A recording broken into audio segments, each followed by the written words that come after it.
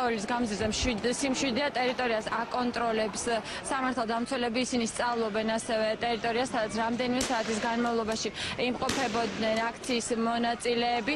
რამდენადაც ჩვენთვის არის ცნობილი და ჩვენც ნახეთ, სამართალდამცველებმა გარკვეულ ადგილებში ნახეს გამზადებული ეგრეთ წოდებული მოლოტოვის კოქტეილები, ასევე აქ რამდენიმე ადგილზე საკმაოდ მრავლად ეყარა მოზრდილი ქვები, ასევე იყო გადატეხილი ბოთლები, რომლებსაც სავარაუდოდ გამოიყენებდნენ უკვე სამართალდამცველების მისამართით. ჯერჯერობით დაშავებულებთან დაკავშირებით ოფიციალური ინფორმაცია არ ვრცელდება, არაფერია ცნობილი იმასთან დაკავშირებით არის თუ არა ვინმე გადაყვანილი საავადმყოფოებში, მიუხედავად იმისა, რომ აქ იმყოფებოდნენ სასწრაფო დახმარების ბრიგადები. ჩვენ ამასთან დაკავშირებით ველოდებით ჯანდაცვის სამინისტროს ოფიციალურ ინფორმაციას.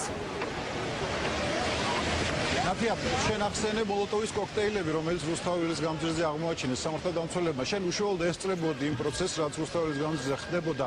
ხომ არ იყო გამოყენებული ეს მოლოტოვის კოქტეილები და საერთოდ როგორ მოხდა აქციის დაშლა?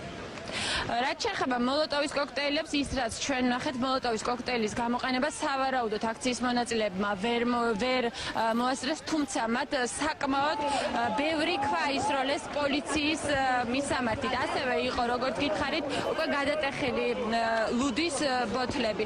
რაც შეეხება თვითონ არასანქცირებული მიტინგის დაშლას, ზუსტად 12 საათზე, როდესაც ამოეწურათ მათ რუსთაველის გამზირზე ყოფნის ვადა, აქ იყვნენ მოსული მერიის წარმომადგენლები და ისინი გააფრთხილეს, რომ დაეცალათ ტერიტორია, რაზეც ოპოზიციისგან და სახალხო კრების ლიდერებისგან და სწორედ ამის შემდეგ გამოჩნდა უკვე რუსთაველის გამზირზე სპეცდანიშნულების რაზმი.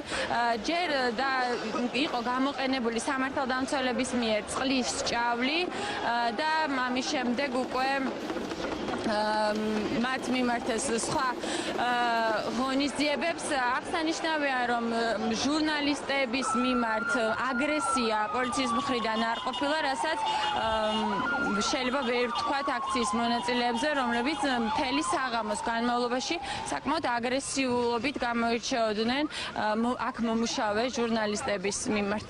ნათია, რაც შეეხება ოპოზიციის ლიდერებს, რომლებიც ორგანიზებას უწოდებდნენ დღევანდელ აქციას, ისინი მუდმივად მოუწოდებდნენ აქციის მონაწილეებს, რომ არ დაშლიყვნენ.